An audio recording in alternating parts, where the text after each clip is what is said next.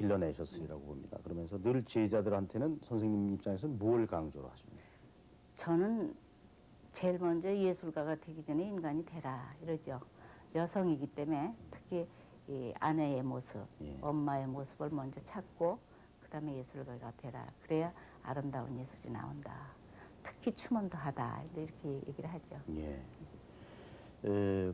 특히 그 예술가는 추억이 많아야 한다 그런 말씀을 하셨다는데 그게 무슨 의미인지 조금 해석을 좀 해주셨으면 좋겠네요. 지가 지금 살아오면서 예. 이렇게 생각을 하면 어디 이렇게 조용한 데가 누웠으면은 머리에 필름이 없으면 참 재미없을 것 같아요. 그래서 이렇게 누워서 이렇게 과거를 이렇게 쭉 생각하면 참 아름다운 일, 참 괴로웠던 일, 모두 이런 것이 돌아갈 때 머릿속에서 돌아갈 때 혼자 웃기도 하고 혼자 눈물도 흘릴 때 있고 그런데 그 예술가는 그런 게 없으면 참 무의미할 것 같아요. 그래서 머릿속에 필름이 많아야 한다는 생각을 합니다. 이건 또 좀 딴 말씀입니다만 강선영 선생님께서 현재 어느 대학원에 적을 두고 계시다. 그러니까 만학을 하고 있다. 아이, 부끄러운 얘기가 거기 왜 나옵니까? 근데 그 용기가 참 대단하신데 감사합니다. 우리 시청 여러분 보시기 어떨는지 모르겠습니다만 분명히 지금 환갑이 훨씬 넘으셨거든요. 그럼요. 그런데, 공부를 하셔야 되겠다 하는 것은 참 남다른 어떤 계획이나 또 결심이라고 생각이 되는데. 그건 어떻게 아셨어요? 저만 알고 한 건데, 아이 큰일 났네. 세상에 뭐 비밀이 있나요? 뭐. 이제 올해 졸업이에요. 예. 네. 그럼 이제 그 근데 딴 건 아니고요. 네. 무슨 제가 딴 분야에 저걸 하려고 한 건 아니고 예술의 행정을 좀 알고 싶어서 그래서 예. 예술의 행정. 이제 논문도 아무래도 그쪽으로 네, 쓰셔야 그럼요. 되겠네요. 네. 다 끝났습니다. 이제. 그래요. 네. 그럼 이제 학위 수여식 기대가 됩니다. 이제 현재 예총 회장 10부대 지금 맡고 계시는데 이 예총이 현재 안고 있는 가장 큰 어떤 그 과제라고 그럴까요? 또 이런 기회에 좀 회장님의 입장에서도 좀 말씀을 드려주셨으면 좋겠습니다. 사실 식계단체에다가 또 지방 그렇게 지혜를 가지고 있으니까 그 식구들의 참 가려운데 아픈 데를 어루만져 주는 게 예총 회장의 할 일이라고 저는 여기 와서 느꼈어요. 근데 그것이 마음대로 되지 않을 때 그런 거는 뭐 예술이라는 게 다 돈 들어야 하는 거 아닙니까? 예. 그런데 예총에서 어떤 무슨 딴 저기 하는 게 없으니까 그런 때 좀 괴롭고 도와드려야 할 때 못 도와드릴 때 좀 괴롭고 이런 저기가 있었고 또 하나는 들어와 보니까 예총을 너무 몰라요. 예. 일반이. 그래서 작년홀로 예총을 알리는 데에 중점을 뒀죠.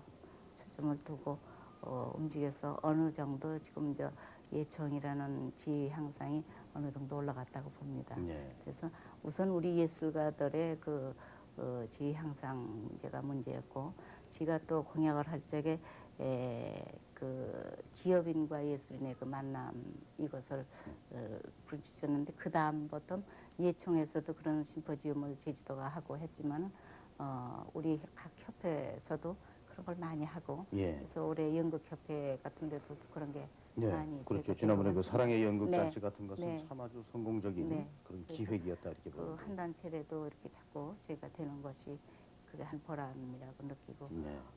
이제 먼저는 그 기업과 문화에 대해서 그 우리가 이제 주제 발표만 했는데 요번 그 후반기에는 그 기업인들이 예술인한테 바라는 그런 또 심포지엄을 할 겁니다. 네. 그래서 자꾸 이제 기업인과 예술인들하고의 만남에 어떤 기업인들한테 돈만 달란다 이렇게 그 인식을 버려야 하고 예. 그 우리가 그 가지고 있는 예술을 그 근로자들이나 이런 분들한테 어떻게 해서 청소 교육을 불어넣어주고 그분들이 그 날마다 가는 똑같은 그 직업에서 그 스트레스 쌓인 거를 해소할 수 있느냐. 그러면은 그러한 것을 우리가 청소년 문제라든지 이런 걸 다루는 데에서 기업과 예술인들이 이렇게 그 집착이 되고 예. 만남이 되지 않을까 이런 데서 어떤 꼭 무슨 경제적인 뭐를 바라서 그러고 그런 걸 보려고 하는 게 아니고 그런 것을 이제 우리 기업인들한테 지금 깨우쳐 드리는 거죠. 네. 네. 이러한 시간을 통해서 우리 예총 회장께서 꼭 당부하고 싶은 말씀이 있으신지요?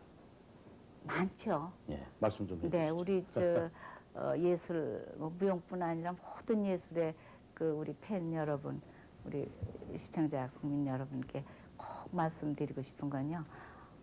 초대권을 보내든지 또 아는 사람이 공연을 하든지 모르는 공연이 있다 하더라도 좀 하루쯤 시장 갔다 오시다가 그래도 좋으니까 장바구니 들고시라도 좀 와서 공연도 좀 보시고 그랬으면 참 좋겠습니다.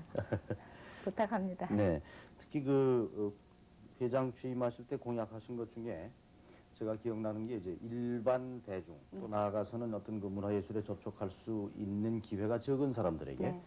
접촉 기회를 확대하도록 노력하겠다.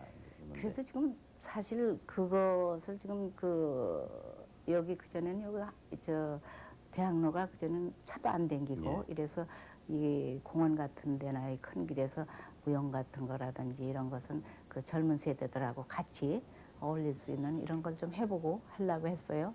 이제 조금 여기가 잘못 좀 저희가 돼가지고 다시 차가 다니고 그러죠. 그래서 지금 제가 소원을 하고 있는 건 야외 극장. 대중들이 누구든지 지나다 오다 볼 수 있는 예. 대중극장하고 청소년들이 부담 없이 와서 연극이라든지 뭐 무용이라든지 이런 걸 볼 수 있는 이런 극장 이것을 지금 제일 소원하고 추진하고 있습니다만 잘 될지 모르겠습니다. 예총 회장 임기 끝나시면은 이제 발표회도 하시고 또 공연 또 계속 다니실 생각이십니까? 내년에 공연을 올해 사실은 하려고 그랬어요. 예. 예청 기금운동 공연을 하려고 그랬어요. 사실은. 아. 그랬는데 올해는 뭐 국제회의도 9월 달에 있고 그래서 내년엔 한번 할까 합니다. 네. 네. 우리 춤, 특히 한국 무용이 어떤 그 정과 동이 네. 적절히 어우러진 우리 국민 정서의 바탕을 둔 예술이다. 네. 이렇게 본다면 결국 춤을 통해서 일생을 살아오신 우리 강선영 여사님 같은 분은 어떻게 보면 일복도 많으시고 또 어떻게 보면은 험한 길을 걸어오셨지만은 그 열매는 누구보다도 단 것을 또 아는 분이 아닌가 하는 생각도.